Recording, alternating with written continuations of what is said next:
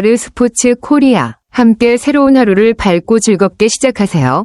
여러분을 위한 전문 야구 스포츠 채널입니다. 최신 정보를 매일 받아보실 수 있도록 제 채널을 구독해주세요. 김도영이 혹시 3번이 아니라면 기아 베스트 타순 틀을 깬다? 오타니는 1번 친다. 꽃범호 행복한 고민. 이범호 감독은 타격 코치 시절부터 선수들의 타격을 잘 이해하고 있었기 때문에 라인업 구성에 대해 꾸준히 고민해왔죠.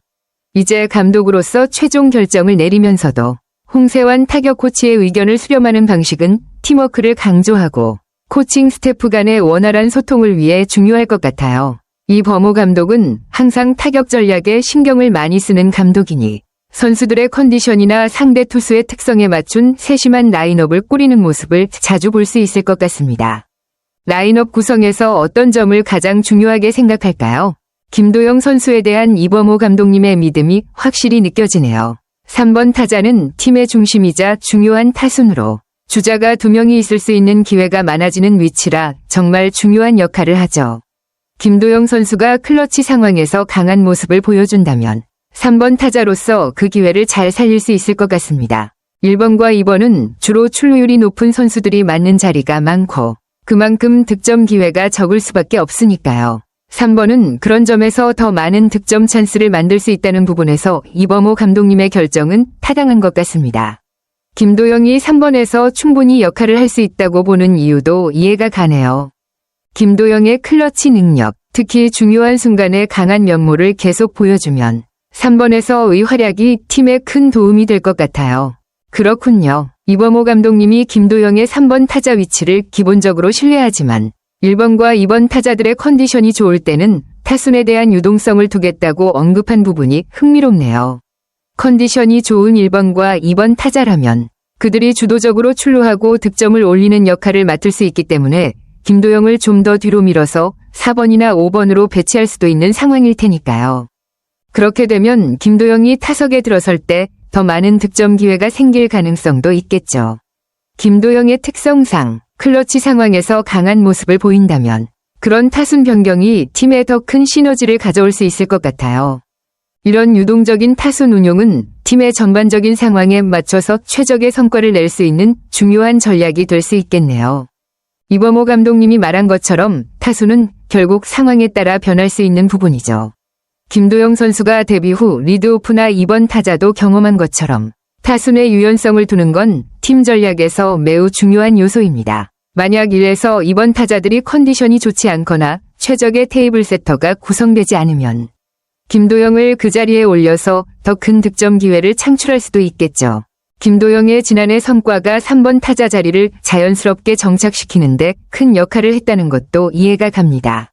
3번 타자로서 주자들이 있는 상황에서 강한 클러치 능력을 발휘할 수 있다는 점이 큰 장점이니까요. 결국 타순은 원론적으로는 팀의 전반적인 컨디션과 상대팀의 특성에 맞춰 유동적으로 변할 수 있다는 점을 강조한 감독님의 전략적인 접근으로 볼 수 있습니다. 김도영 역시 그런 유연한 변화를 잘 소화할 수 있는 능력을 갖춘 선수인 만큼 상황에 맞는 타순 배치가 계속해서 팀에 도움이 될 것 같네요. 맞아요. 현대야구에서 타순 배치는 전통적인 틀에 얽매이지 않는 경우가 많아졌습니다. 특히 메이저리그에서는 점점 더 강한 2번 타자라는 트렌드가 확립되었고 그 중에서도 팀에서 가장 잘 치는 타자를 2번이나 심지어 리드오프로 배치하는 경우가 늘어나고 있죠. LA 다저스가 오타니 쇼헤이를 리드오프로 기용하는 것처럼 강력한 타격을 자랑하는 선수를 앞쪽에 배치하는 전략이 점점 더 많이 적용되고 있습니다. 이런 변화는 팀이 최대한 많은 득점 기회를 창출하려는 노력의 일환이라고 볼 수 있습니다. 특히 2번 타자 역할이 점차 강한 2번 타자로 변화하면서 단순히 출루율 높은 선수를 놓는 것이 아니라 그 자체로 득점 가능성을 높이는 전략으로 자리 잡았죠. 김도영처럼 타격 능력이 뛰어난 선수를 2번이나 리드오프로 배치하는 것도 자연스러운 흐름인 셈이에요. 클러치 능력과 꾸준한 타격 성적을 바탕으로 타순이 올라가는 건 전혀 이상하지 않죠. 이범호 감독님이 그런 현대야구의 트렌드를 잘 반영하고 있다는 점에서 김도영이 더 높은 타순으로 배치될 가능성도 충분히 논리적인 결정이 될 수 있습니다. 정확히 말씀하신 대로 현대야구에서는 전통적인 타순 역할이 점차 흐려지고 있어요. 특히 1번 타자는 1회에만 1번 타자일 뿐 이후 경기가 진행되면서 여러 상황에 따라 타석에 자주 들어설 기회를 가질 수 있기 때문에 이 타자가 최대한 많은 기회를 잡을 수 있도록 최적의 타순을 구성하는 것이 중요한 전략이죠. 또한 4번 타자가 이닝 선두로 나오는 경우도 있고 실제로 경기 흐름에 따라 타순이 바뀌는 일이 많습니다. 그러니 단순히 전통적인 역할에 맞춰서 타자를 배치하는 것보다는 그 타자가 경기 내내 가장 많은 득점 기회를 가질 수 있도록 최적화하는 것이 더 효과적일 수 있습니다. 잘 치는 타자부터 맨 위에 올린다는 접근은 매우 합리적이고 효율적인 전략이에요. 예를 들어 김도영 같은 선수를 1번이나 2번에 배치하면 그가 더 많은 득점 기회를 가져갈 수 있고 팀 전체적인 득점 생산력도 높아질 수 있습니다. 현대 야구에서는 이렇게 데이터와 상황에 맞춰 타순을 유동적으로 운용하는 것이 매우 중요한 부분이니까요. 결국 선수 개개인의 특성과 팀의 상황에 맞는 전략적인 타순 배치가 점점 더 중요해지고 있다는 점에서 이범호 감독님의 접근이 현대 야구 트렌드와 잘 맞아떨어진다고 볼 수 있습니다. 이범호 감독님의 스타일은 확실히 안정적인 흐름을 중요시하는 것 같네요. 타순을 자주 수정하기보다는 팀의 흐름과 선수들의 컨디션에 맞춰 일정하게 유지하는 방식이 선수들에게 신뢰를 주고 리듬을 타게 만드는 데 유리할 수 있습니다. 특히 팀의 상태가 좋고 개개인의 컨디션이 올라오면 그런 타순을 고수하는 것이 확실한 효과를 낼 수 있죠. 작년의 최적 타순인 1번 박찬호, 2번 소크라테스 브리토, 3번 김도영, 4번 최형우, 5번 나성범, 6번 김선비는 정말 잘 맞아떨어지는 조합이었을 것 같아요. 박찬호가 1번에서 출루를 잘하고 2번 브리토가 안정적인 타격을 통해 득점 기회를 이어가고 김도영은 3번에서 중요한 타석을 소화하며 팀의 중심을 잡는 방식으로 말이죠. 이런 타순은 단순히 타자들의 능력만 고려한 게 아니라 각자의 역할을 최적화하는 데 중점을 둔 조합이라 더욱 효과적이었을 겁니다. 그만큼 이범호 감독은 선수들이 자신감을 가지고 일관된 역할을 수행하도록 돕고 그들의 자연스러운 흐름을 중요시하는 스타일인 것 같네요. 그렇다면 타순을 자주 바꾸지 않는 이유는 선수들에게 안정감을 주고 그런 일관성이 팀 전체에 긍정적인 영향을 미치기 때문일까요? 맞아요. 올해는 2번 타순에 대한 고민이 확실히 필요할 것 같습니다. 최원준이 2번 타자로서 잘 어울린다고 보는데 특히 박찬호와 함께 컨택과 기동력에서 강점을 발휘할 수 있다는 점에서 좋은 조합이 될 것 같아요. 박찬호가 1번 타자에서 출루를 잘 이끌어주고 최원준이 그 뒤를 이어 기동력과 정확한 타격으로 득점 기회를 연결한다면 초반부터 상대에게 압박을 가할 수 있는 테이블 세터가 완성될 겁니다. 그렇지만 선수의 컨디션이 좋지 않거나 경기 흐름에 따라 유동적으로 타순을 조정할 필요가 있을 수도 있죠. 예를 들어 박찬호나 최원준 중 한 명이 컨디션이 떨어지면 그 자리를 9번으로 내리고 김도영을 2번에 올리는 방법도 충분히 고려할 수 있을 것입니다. 김도영이 2번 타자로 뛰면 그가 클러치 상황에서 좋은 모습을 보여주고 타격 능력에서 큰 역할을 할 수 있다는 점에서 2번 타자에 배치할 경우 득점 생산력도 높일 수 있을 것 같아요. 결국 타순은 선수들의 컨디션과 경기 상황에 따라 유동적으로 바뀔 수 있기 때문에 기본적으로는 최원준과 박찬호를 1번과 2번으로 설정하고 상황에 따라 김도영을 2번으로 올리는 방안도 전략적으로 매우 합리적일 것 같습니다. 맞아요. 박찬호와 최원준을 시즌 내내 테이블 세터로 돌리는 게 결코 쉬운 일은 아닐 거예요. 특히 두 선수가 수비에서 체력 소모가 큰 유격수와 중견수로 맡고 있기 때문에 그들의 체력 관리가 중요한 요소로 작용할 수 있습니다. 수비 활동량이 많고 타석에도 자주 들어가야 하다 보면 경기력 유지가 어려워질 수도 있죠. 시즌이 길어지면서 피로가 쌓일 가능성도 크고 그에 따라 타격과 수비에서 모두 영향을 받을 수 있습니다. 박찬호가 리드오프 역할을 잘 해냈지만 매 경기마다 같은 수준의 기량을 유지하기란 어려울 수 있겠죠. 특히 시즌 내내 좋은 성과를 내기 위해서는 체력적으로 부담을 줄여줄 수 있는 전략도 필요할 거예요.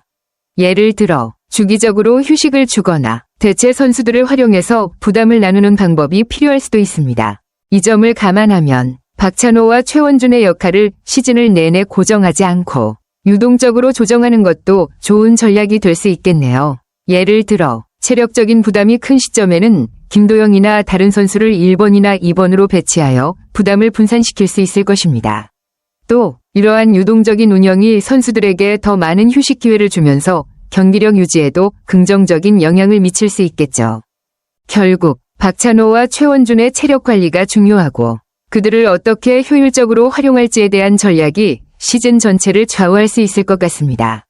그렇군요. 김도영이 이번 타자에 배치되면 확실히 타선의 짜임새를 더할 수 있습니다. 김도영이 이번 타자로 들어가면 뒤로 3번 나성범, 4번 패트릭 위즈덤, 5번 최영우라는 우좌우 좌중심의 타선이 자연스럽게 완성되기 때문에 상대 투수와의 매칭에서도 유리해지는 효과가 있을 수 있습니다. 이처럼 좌우 타자들이 번갈아 배치되면 투수에게 더 많은 압박을 주고 상대 마운드의 전략을 혼란스럽게 만들 수 있죠. 반면 김도영이 3번 타자에 있을 경우 나성범이나 최형우 중 한 명이 6번으로 내려가야 하는 상황이 발생하고 그만큼 타선의 유연성이 다소 떨어질 수 있습니다. 6번 타자도 중요한 역할을 하긴 하지만 3번 타자와 비교했을 때 득점 생산성 면에서 약간의 차이가 있을 수 있기 때문에 김도영을 3번에 두는 것보다는 2번에 배치하는 것이 더 효율적일 수 있습니다. 이처럼 김도영을 2번 타자로 활용할 경우 팀 전체 타선의 밸런스가 잘 맞춰지는 점에서 매우 매력적이죠. 팀이 상대 투수에 맞춰 더욱 강력한 타선으로 맞설 수 있다는 점에서 김도영의 위치에 따라 타선 전체의 흐름이 어떻게 달라질지에 대한 고민은 중요한 부분이 될 것입니다. 맞아요. 이범호 감독님이 김도영을 3번으로 쓰는 가능성이 크지만 그럼에도 불구하고 상황에 따라 색다른 조합을 시도할 여지는 분명히 있을 것 같습니다. 특히 위즈덤의 KBO 리그 적응이 변수로 작용할 수 있고 김선빈, 이우성 같은 다른 타자들이 이번 타자에 올라올 가능성도 충분히 있기 때문이죠. 이 선수들이 타격 컨디션이 좋을 때는 타순의 변화를 주어 더 많은 기회를 창출할 수 있을 것입니다. 위즈덤의 적응 여부는 타순을 어떻게 조정할지에 중요한 영향을 미칠 것 같습니다. 그가 KBO 리그에서 빠르게 적응하고 강력한 타격을 이어간다면 4번 타자로서 중요한 역할을 할 수 있고 김도영을 3번으로 고정하면서 나머지 타순을 어떻게 조율할지에 대한 고민이 필요할 거예요. 김선빈이나 이우성 같은 선수들도 2번 타자로서 빠르고 안정적인 타격을 보여주면 타순을 더욱 유동적으로 조정할 수 있는 기회가 될 겁니다. 이범호 감독님이 어떤 선택을 내릴지 정말 흥미롭네요. 그가 어떤 타순 조합을 시도할지 그리고 그 조합이 시즌 초반에 어떤 효과를 낼지 지켜보는 것이 기대됩니다. 22일 히로시마와의 대회 첫 연습 경기에서 그 해답을 공개할 예정이라니 그 경기가 정말 중요한 시험 무대가 될 것 같아요. 아르스포츠 코리아 여러분과 함께 해주셔서 감사합니다. 여러분을 서비스할 수 있어 정말 행운이었습니다. 헤어지기 전에 여러분께 많은 감사를 드리며 즐겁고 성공적인 일들만 가득하길 바랍니다. 더 나은 서비스를 제공할 수 있도록 피드백을 부탁드립니다. 다음 소식에서 뵙겠습니다.